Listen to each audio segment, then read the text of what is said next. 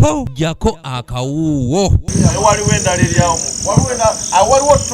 Abakulembeze Masaka basitukiddemu okulambula essomero lya CD School Bukakata okulaba emirimu gy'okuzimba wegituuse nga bano babadde beeraliikirivu nti amazzi gandibanga gasazeeko ebizimbe by'essomero lino. Mulimu gwange nga chief monitor wa gavumenti ng'omubaka wa gavumenti okulaba nti emirimu gino gikola bulungi, gikolebwa ku standard ennungi era n'ekyobudde nga bwe tubukkaanyizaako nja kukigoberera tulabe nti abaana b'eggombolola eno abaana ba Uganda abawangalira eno bafuna essomero eddungi. Essomero lino ery'okuzimbibwa mu nteekateeka ya gavumenti ya CD School lyakuwemmenta obuwumbi 2,100,000 ng'omulimu guno gwakwasiddwa aba kampuni ya Maxi. Tiriwo nti enkuba etonnya wafuladinzeemu katono naye batuwadde assurance bayinginiya baffe essomero lisobola okubeerawo bulungi kubanga amazzi gano agaliwo gava wansi tegalinga agaleeka Victoria nti gavudde ne gayingirawo naye gava wansi ndowooza ettaka lyanyikidde si ekyo batugambye si kizibu era ndowooza n'ebizimbo biraba bikalu bulungi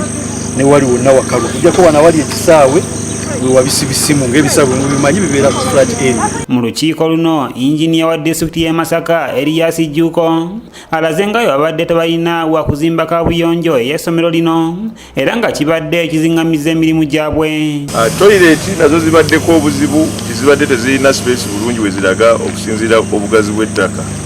Ku bugazi bw'ettaka ne tusazeewo nga tukkiriziganyizza ffenna nga bwe tubadde mu miitingi tukyusizaamu katono mu pulaani y'ekifo era tufunye bwe tugenda oziteeka. Akulira eby'okuzimba ku ssomero lino Jessica Kasumba yalaze nga babadde nga balina amazzi agabadde gabalemesa okuzimba ng'ate tebalina n'amasannyalaze okwokya emitayimbwa mu kuzimba kuno. Ekirala nga kibadde kitusumbuwa ennyo twadileyingamu olwa COVID.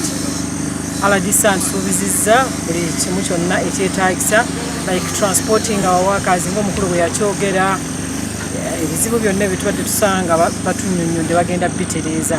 Ssentebe wa disitulikiti y'e Masaka Judy Mbabali asabye abazimba essomero okwanguya kubanga baagala abaana b'e Bukakata bafune we basomera wamu n'okuwa emirimu abasomesa b'ekitundu. Twasaba lijjo ne tulikayanira nnyo lijjo wano ekigendererwa kyakulaba nti abaana omwaka ogujja batandika era twatandise dda kulaba nti abaana batandika era twamaze ddaffe n'okukola boodi y'essomero nga tugitaddeko abasiraamu abakatuliki abaprotestante n'abantu aba bulijjo n'abakulembeze. Omubaka wa pulezidenti y'e Masaka Hamani Ssentonga asuubiza okubawa amasannyalaze aganabasobozesa okukola emisana n'ekiro wamu n'okusigala ng'alondoola emirimu egikolebwa mu kuzimba essomero lino. Era ne balaga nti bandibadde bakola emisana n'ekiro naye bakosebwamu okuba nti amasannyalaze tegaliiwo.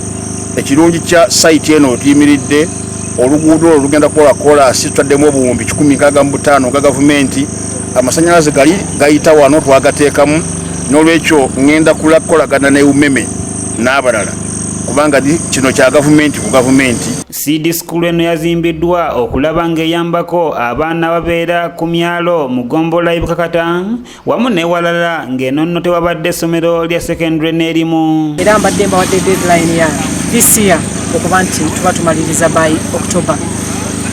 Naye ngenda kugezaako okulaba nti oluusi tusobola okumaliriza before that. Ekirala RDC atusuubizizza ku kintu ky'amasannyalaze kubanga as of now tukozesa generator. Kanyike Kevin yakusakidde eggulire lino okulwa ABS television.